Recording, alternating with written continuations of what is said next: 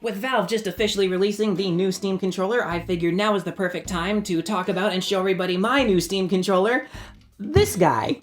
Yes, I promise, this is actually a Steam controller. Sort of. It's kind of a little bit of everything. Before we get into what the heck is this, I think we need to get into the how the heck is this, by which I mean why I came to the conclusion that this should be my next Steam controller. This video's unscripted, by the way, if you can't tell. So I grew up with consoles before I grew up with PC. I really like the comfort of controllers, but I've always kind of been point and click adventure, because my first console was actually the Wii. Yeah, I got into them a little late. And I've always been kind of doing like point and click, like mouse and keyboard. But man, there's just something about the analog control that like a keyboard can't really properly do. I know there's the analog keyboards like the Wu-Tang, but it does not feel as precise. Unfortunately, when it came to being able to use controllers on PC, the only thing I was able to really use back in the day was the criminally underrated Wii U Pro controller. But this thing, despite being a Wii U controller, never had a gyroscope. That's like a make or break deal for me. It's gotta have a gyroscope because like, sticks are fine, but man, if there's one thing Splatoon taught me, it's that there is no substitute for a good gyroscope. Realistically, what you'd want to have is use the stick in tandem with the gyroscope. That way you can do like big sweeping motions by combining them instead of needing to spin your arm around the whole couch. But yeah, I always wanted a good gyroscope on PC that was on the same level as the phenomenal gyroscope in the Wii U gamepad. And the closest we ever came was the original Steam controller. And oh my goodness, when it came to like playing games that want to have both analog triggers and a gyroscope, this thing was unmatched. It was actually kind of cheatsy because I could have the gyroscope on a toggle back here, take this thing into like GTA Online servers that detect it as a controller and put me in aim assist servers, which always snaps to your target but aims center mass so you don't get the headshots. Well, I could click this, toggle the gyroscope, and after I snap to their center mass, just give it a little click flick, headshot. It's disgusting. It's basically manual aimbot. That being said, this is a really uncomfortable controller and it feels awful. For regular games where you don't need a gyroscope, you just want to use it as a regular ass controller, this touchpad is no substitute for a second stick. It's really good as a mouse, but like, man, translating it to a stick, it just ain't there. So I was going back and forth on these two, but it sure would have been nice to have an all-in-one controller. Something that has a more traditional layout, but still has like a gyroscope, right? So my next attempt at a permanent controller that does everything was a PlayStation 4 controller. And boy did this thing work for a while. Its gyroscope is nowhere near as good as the Wii U gamepad, let alone the Steam controller, but you know, it was okay.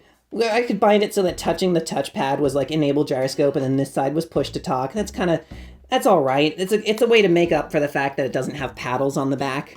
Does not have dual stage triggers. It is kind of a downgrade, but it is a more traditional controller that I absolutely can play any kind of game on. At least I could for maybe the first 400 hours until it started developing severe stick drift that only got worse until this controller became unusable garbage. Sending me back to these two. Now, during that time, I fell out of playing GTA Online and was really only using controllers for like, you know, like 2D or 3D platformers, something that doesn't really require aiming. In the midst of that, I managed to get my hands, accidentally, on a Wavebird. And this thing, almost overnight, became my go-to controller for its layout, its comfort, its dual stage analog triggers that are fantastic for racing games. It's just, probably the best controller I own, but it never had the gyroscope that I was looking for. There was a controller that I gave a shot a while back, this Power A Switch controller. It's basically a Switch Pro controller in a GameCube shell. It has some improvements, like a much better D-pad, and, you know, extra buttons, but, oh boy, everything else about this is, like, awful. These triggers aren't analog, despite the fact that they're pretending to be, so you have to click them all the way in to register anything. The gyroscope is actually okay. It's better than the PlayStation. But, ooh, this stick. And these just don't feel right either. They're like, listen to this.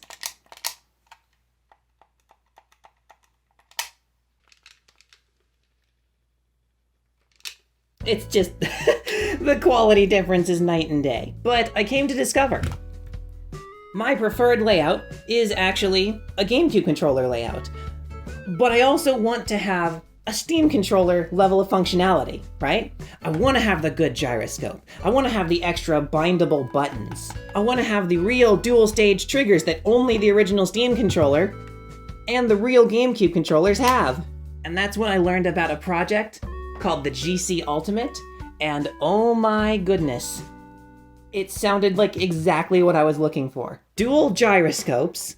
I don't know if they're Hall Effect or TMR. I know the new controller is TMR. Well, driftless sticks, which is more than the Steam controller can say. You know, they don't let you actually look and calibrate what the drift is of the Steam controller. They kind of do it like automatically, but I'd like to see how bad this is getting, Valve. Why are you hiding that? You don't hide it on any other controller. Is that because I can see that this 20-year-old controller has no drift and you do? Anyway, this seemed like kind of a perfect idea, like a perfect blend, like the comfort of my Wavebird. No sacrifice in features. We've got the dual stage analog triggers, and it natively works on Steam as like an actual gyro controller. It even has these extra buttons. I could like rebind the screen capture button to be a gyroscope toggle. So, super excited about this. I ended up ordering it as soon as I saw that it was funded and actually was becoming a thing. And first impressions? It was kind of rough. And it is kind of probably a hard sell. You know, like it's $130. It's not pre-assembled. You have to assemble it yourself. So this thing has a lot that it needs to actually live up to with that price tag and with the legacy of the original GameCube controller. If it could be perfect, then like, oh my gosh, a combination of these two controllers, that would absolutely be worth $130.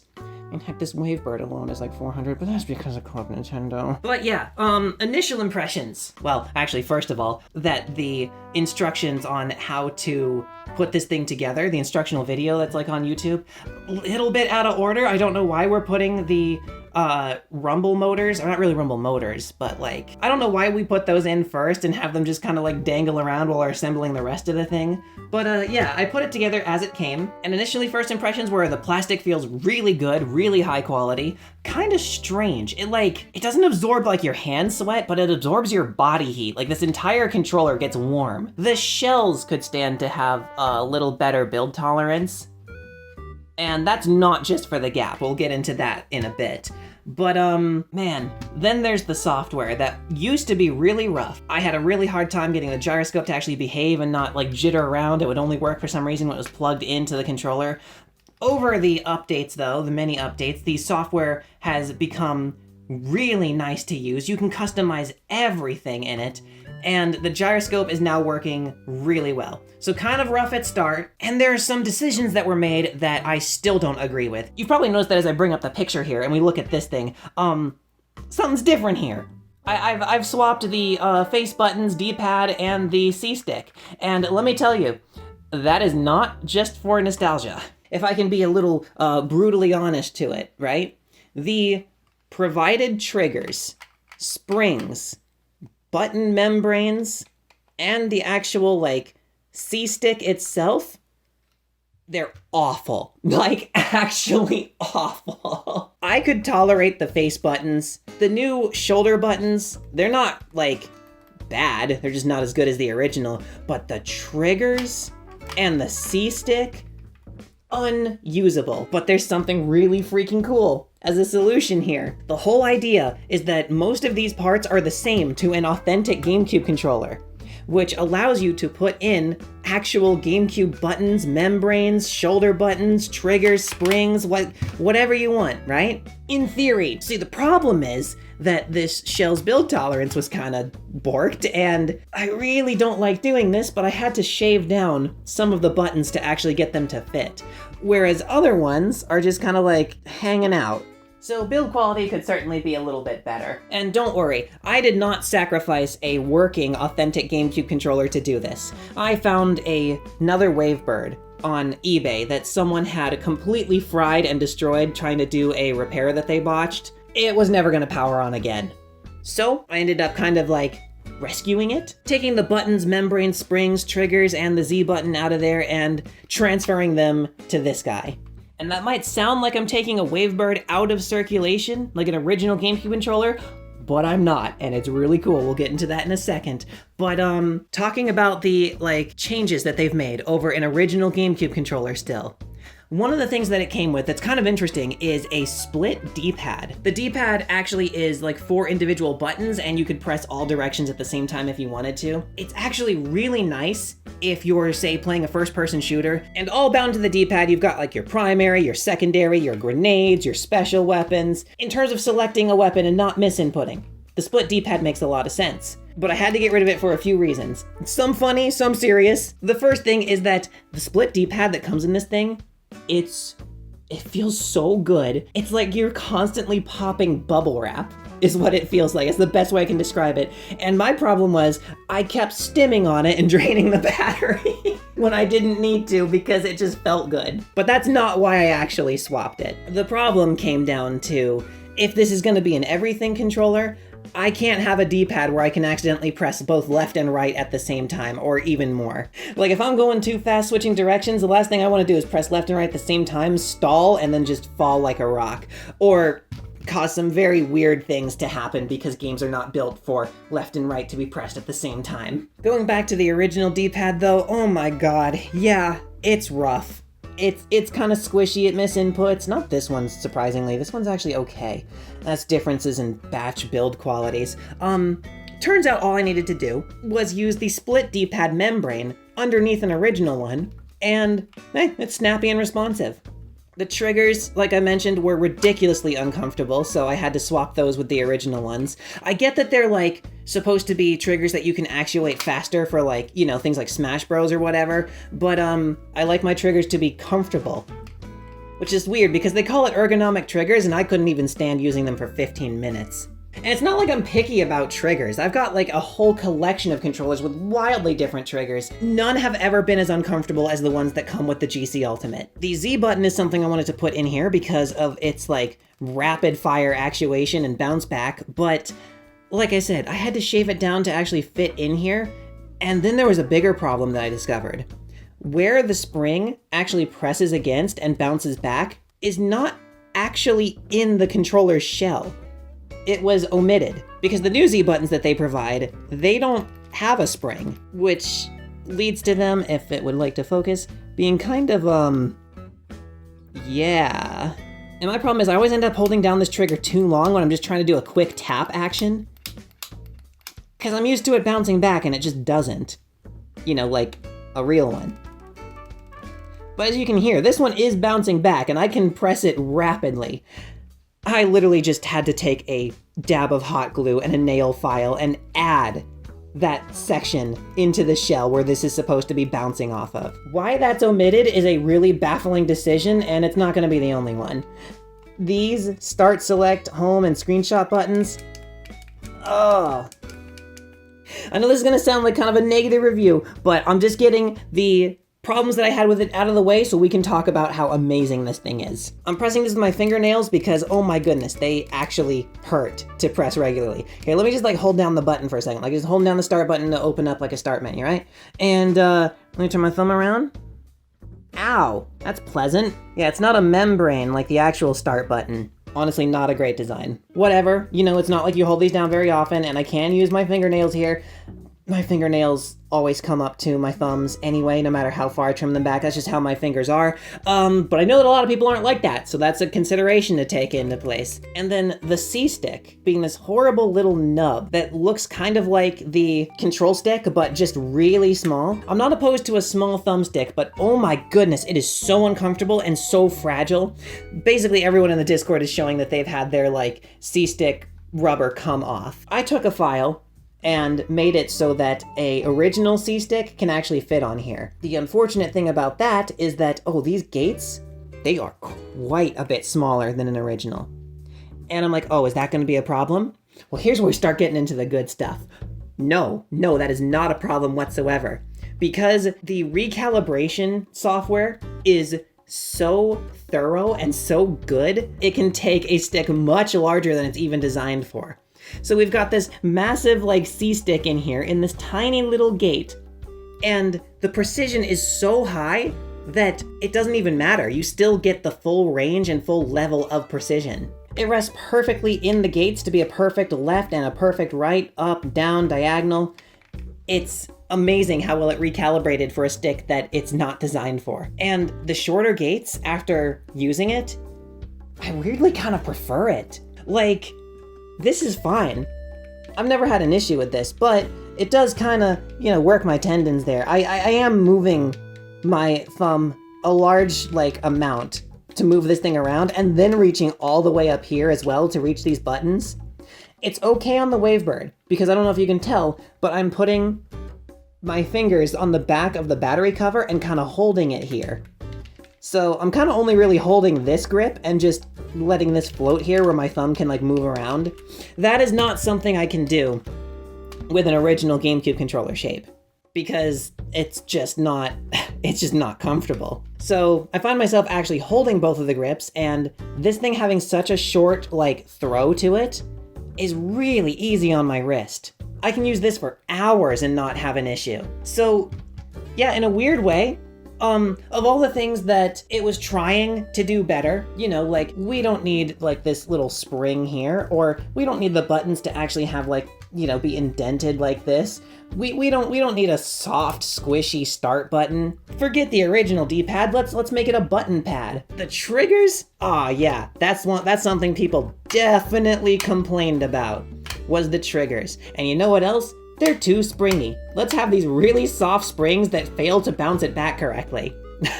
Of all the things they tried to do better, weirdly, it's the smaller C-stick gate that I think is actually an improvement. And the reason I have a thumb cap on top of this stick is because, while it is close, it doesn't feel as good as the original. That's always what it comes down to, isn't it? Remanufacturing original GameCube parts and getting them to feel right is such a challenge, but man, it ain't this. But isn't that so cool though? That with some slight modifications, I can actually put original parts in here and get it feeling as good as it can be. I still need a spring for this, and somewhere I can possibly get an inverted Z button maybe. They have this little bump here that when you glide your finger over it, it provides leverage and automatically presses it down quickly anyway, which is noticeably absent from the other one.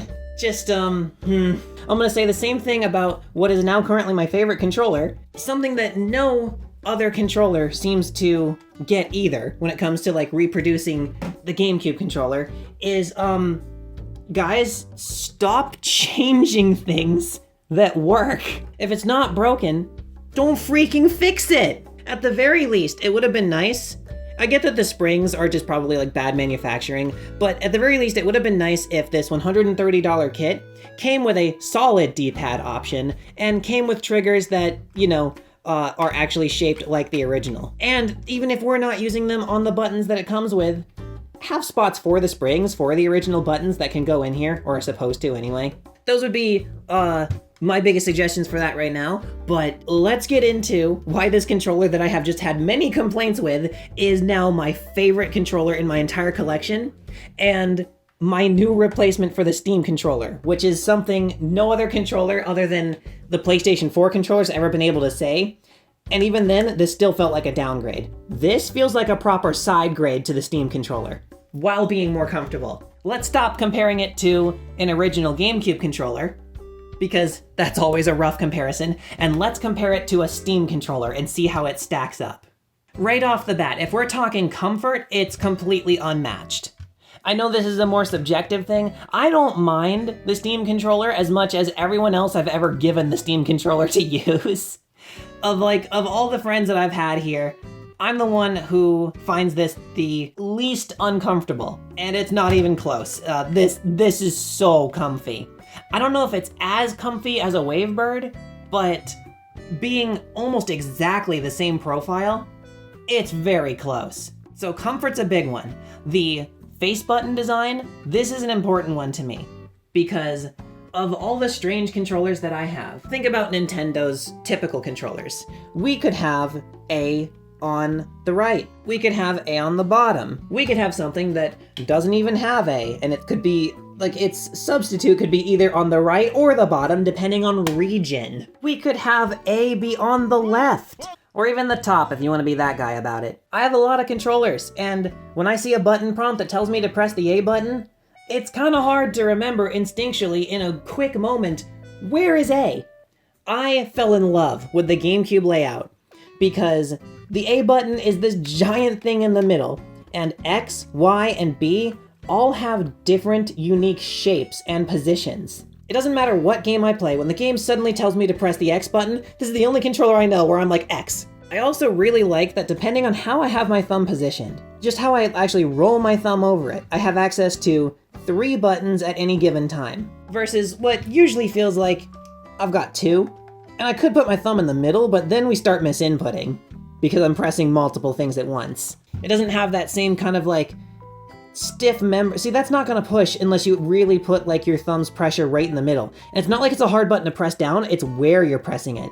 Which allows me to use this A button to roll my thumb over the other buttons without accidentally pressing A, unless I intend to. TLDR, controversial opinion, that the GameCube's button layout is just objectively better than other controllers. I'm sorry, I don't mind the cross layout. It's like whatever if it wasn't changing so often, but even then, I really like the shape of this.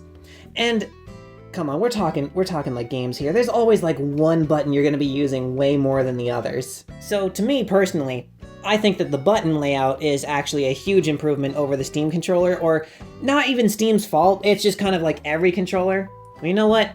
Actually, no, I gotta remember there. Maybe it is Steam's fault. Because they actually released some criteria for third-party controllers to actually be, you know, considered a Steam controller. The criteria is that it must have a gyroscope. Okay, cool.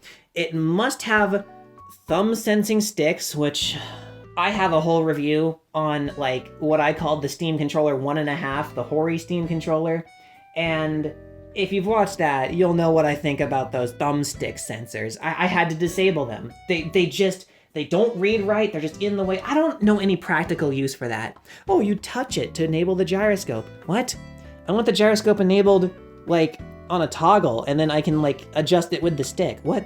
I don't know, someone in the comment section, please, because I've not been able to find a use case for these, please tell me what the heck the point of like capacitive touch sensors on thumbsticks are in like a typical handheld controller. I get that it's like for tracking your thumb in like VR and stuff, and I can kind of see that, but like, why would you need that on like just a regular gamepad? Someone tell me in the comments below. But anyway, this one doesn't even have that, so we don't have to worry about that. But back on topic, their last criteria is that you have 4 face buttons that are in the same layout as the Steam Deck, which means that Valve is actually forcing the Xbox layout. Great. It does have kind of the same thing going, where we got like one primary stick, and like if you need a camera, I mean, we'll make it work. But boy, am I glad that it's actually a real other stick. This just feels so much better. Another one that I personally have as like a must-have, I want this in my controllers. I really like 8 directional sticks. If I'm playing a game that doesn't have controller support and it's just mouse and keyboard, I really like it being in the notches to be like a nice, you know, physical feedback of where WASD lie, right? And, you know, their combinations of such. I also really like it for locking in a direction in racing games or tight platformers. A lot of people seem to think that like, oh, 8 directional gates automatically means you're gonna have like some dead area where you can't push the stick all the way. That's not true. They're not supposed to be like that. It's just a bunch of third-party controllers treated as such. What you can do in the software is when your stick is pressed against the edge of the gate, that's it, that's the full travel. You still get a completely smooth, like circular motion, and you can hear it, but I'm not really stopping my thumb here, just by pushing it lightly. But hey, if you don't like that, this gate plate comes out and you can put a smooth one in. That's cool. There's an option for you. See, they give you an option with the gate plate, why don't they give you an option with the D-pad, or the shoulder buttons, or the triggers? I don't know, it's weird. There is no option for the C-stick, but you know, the guy who made this actually had a really good point. If you're not using the gyroscope and you're just using this to aim, wouldn't you want the camera locked into a perfect like horizontal like, you know, spin? Instead of like having to worry about, have I placed it perfectly, or is it gonna start drifting slowly up or down? No, you can feel that it's there. Like if you wanna do like a cinematic smooth camera pan around, you're not gonna be pushing the stick all the way in anyway, you're just gonna be doing the smooth turnaround before it even touches the gates. So, yeah, actually, I don't see that being a problem. And of course, the fact that these sticks do not develop drift I do actually like the sticks better than the Steam controller. So that's 2 for 2, it's already doing better. This D-pad is awful by default, but the way I've customized it, it is, I hate saying this because, you know, how notoriously bad the GameCube D-pad is. But with that better membrane here, I think I am pretty confident in saying that it does feel better as a D-pad than this touchpad. Now, these touchpads are really cool. This is something that this thing does not have. Really smooth motion that you can have, and like typing on this with like the dual little thumb positions, it feels really good. I kind of wish that they had done something like what the PlayStation 4 controller did, where they put a touchpad in the middle here, because look at this big blank space. You know, you're obviously not gonna have like Nintendo branding, bad example, that's Club Nintendo. Well, you know what I mean. Would have been nice. Because it doesn't have the capability of a touchpad, like, at all. It just straight up doesn't have it. But that's okay, we're looking at 2 upgrades, 1 downgrade so far. At the very least, we want this to be a side grade. Now, I already mentioned my issues with the shoulder buttons, but do I even need to say it? Those are better. I'm not being dramatic, I'm not pushing them hard. It's literally just...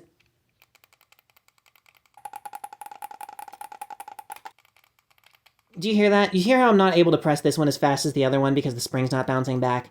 That's a problem, please fix. While the shoulder buttons are not perfect, they're certainly an improvement over this thing. Start, select, and home, I prefer it on this. I like my squishy... You have batteries in you? How long have you had batteries in you? Oh my god, did they explode? Perfect segue into the Steam controller takes batteries, whereas this one is rechargeable. And the Steam controller's better in this aspect. What? This controller has a battery life of 4.5 hours. Oh my goodness!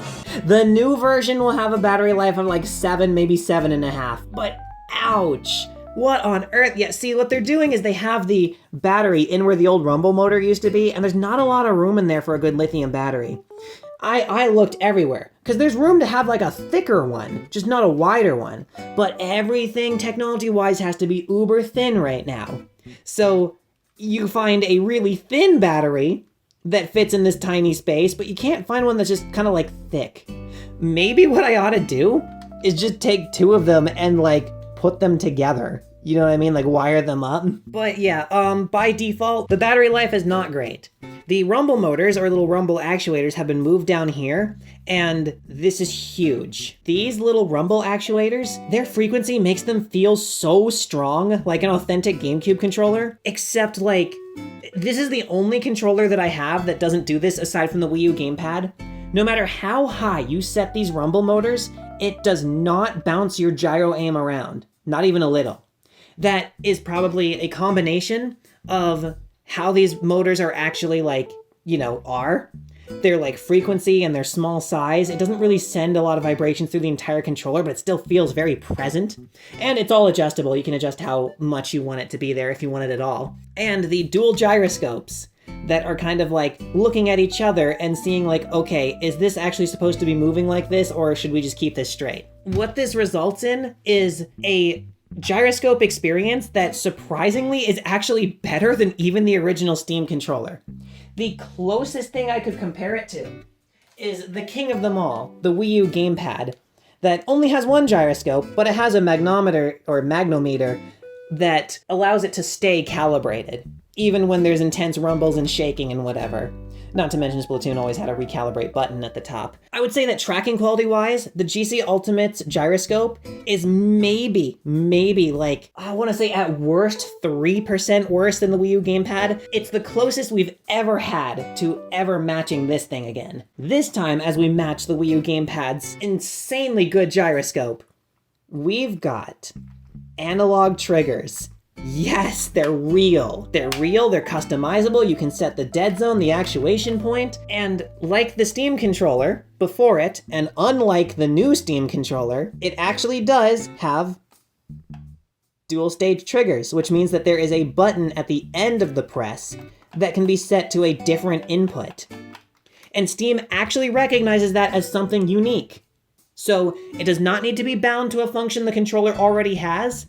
You can have that be whatever you want. If you do want to rebind some of these buttons, that actually can sit inside of the triggers, you know, like say Y being nitro with like a racing game, well, you could have that be the dual stage button in here because, well, I mean, you're gonna be holding down the trigger all the way anyway to engage your nitro. So then suddenly Y can be like your push to talk button. Something like that. So it does actually have extra button functionality. What it does not have is paddles. And frankly, I don't see how they could do that with how thin the GameCube's grips are. I don't know where you could even put them. Unless you wanted to have like these tiny little buttons right here. You'd have to pick like the perfect balance though of, well, kind of just like the A button, right? Where you're not gonna press it by accident, but it is easy to press in. The Steam controller has a great benefit of having these huge like sections here for like leverage to press it in, despite the fact that it is kind of a hard to press button.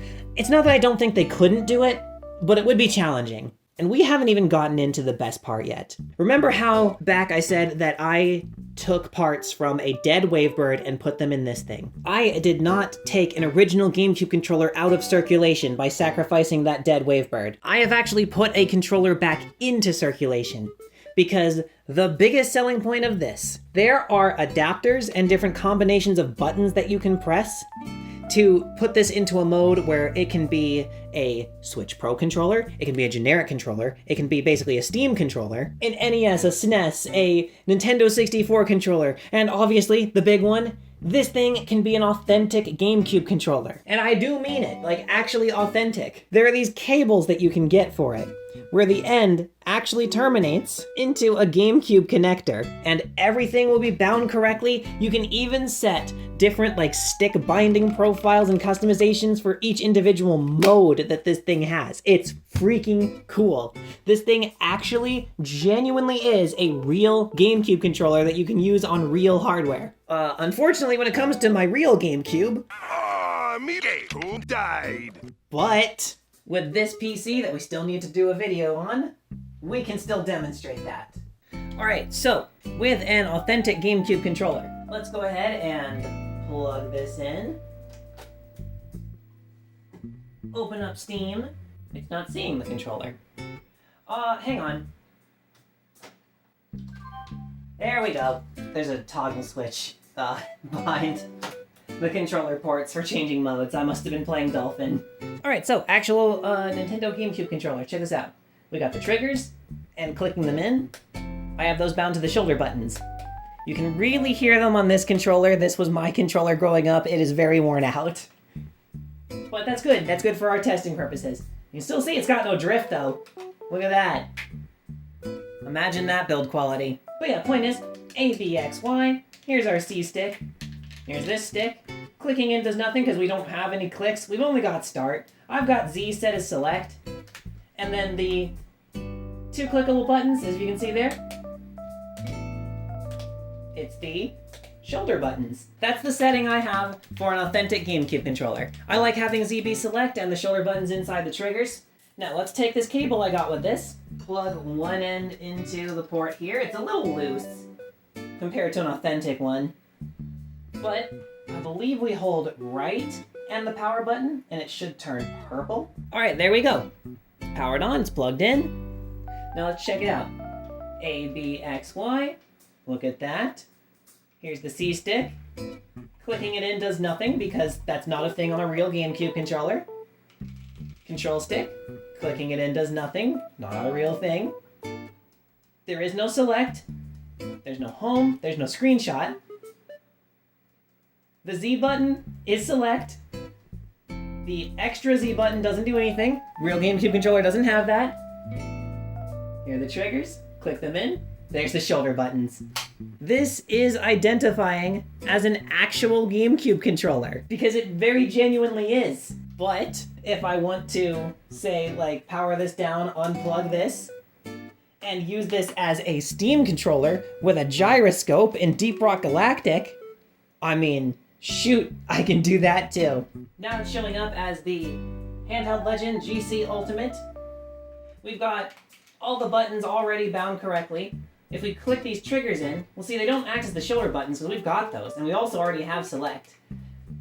No, we're seeing M2 and M3 extra buttons. I don't know what M1 is, but it doesn't have it. Get on board the drop pod, team. Mission is ready. Get ready to rumble! Our reputation is looking for more tanks, and we're sending in a refinery for you to fill. Get it cranky, and let's pump those deposits dry. Get to work, roughnecks.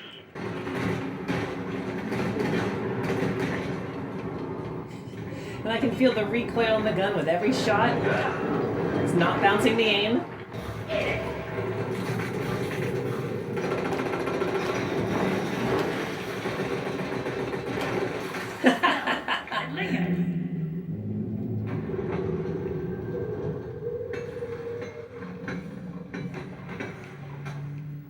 So now you can see I was serious. My GameCube controller is a Steam controller, and my Steam controller is a GameCube controller.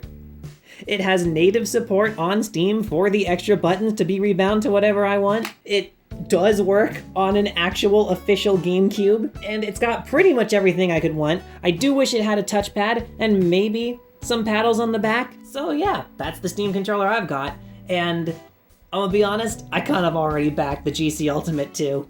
Because this thing, but having like Hall effect triggers and a 7-hour battery life would be a dream. Plus the thing is super repairable. You could just pop the back off, replace the battery, the rumble motors, the membranes, the buttons, the springs, whatever you need. This is the new Steam controller I got instead of the Steam controller 2. It might be $30 more expensive, but it is basically 2, if not more controllers in one, the way that I'm using it. And now you see what I'm talking about. I didn't take a Wavebird out of circulation, I put one back in. This thing really is genuinely an authentic GameCube controller. And having tried this on the GameCube when it was working, and Dolphin, and my other games that have bindings specific to my real GameCube controllers, this is the only third-party GameCube controller that I'm confident actually calling an authentic GameCube controller. It has basically no sacrifices other than, I guess, some strange button decisions with like the springs and like the split D-pad or whatever, but look what I've been able to do to it. I think this thing's awesome. I do think that there's gonna be more features crammed into the regular Steam controller, like the new one that's coming out, but like, I don't know, something about the way that it's got like the touch pads like at the bottom, and then we've got the sticks and then the buttons is really kind of odd to me. I don't know why everyone is so allergic to having sticks on the top, because like if we had the sticks on the top, then the buttons could be near the touch pads. That way it's not as big of like a motion to go from the touch pads to the buttons, or even like kind of do a lopsided thing like this, right? Because like if you're using the touch pads for like a mouse and keyboard game that wants there to be a mouse, right?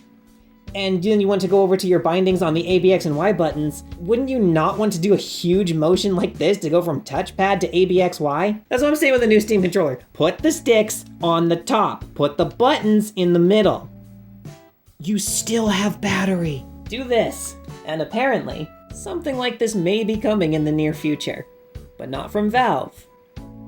Despite the many criticisms I have with it, that comes out of a place of love for the GameCube controller, and I still think it is one hell of a compliment that I'm even calling this an authentic GameCube controller, because it is! Because it is! You plug it in, it works exactly the same. It's got the dual stage triggers, everything's bound correctly, the dead zones are correct, it all feels right. And if they don't, you can change it. I like it.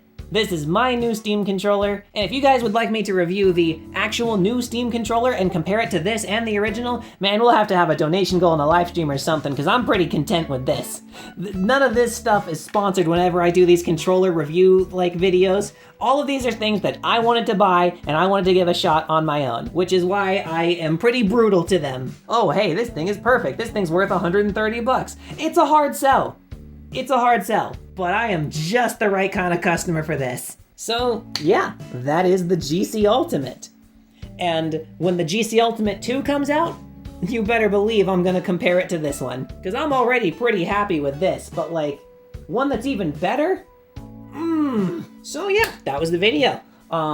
Little scattered, little disorganized, but I just wanted to get my thoughts out because holy crap, I spent way too long editing a TF2 video and I'm still trying to fix this stupid Atari. Now the video signal's being all kind of warbly and funky. I don't know what's going on. But yeah, if you enjoyed the video, let me know in the comment section below. If you'd like to support these videos, we got a Patreon link in the description and all that good jazz. I'm realizing this is one too long, so I gotta end it here right now. Bye!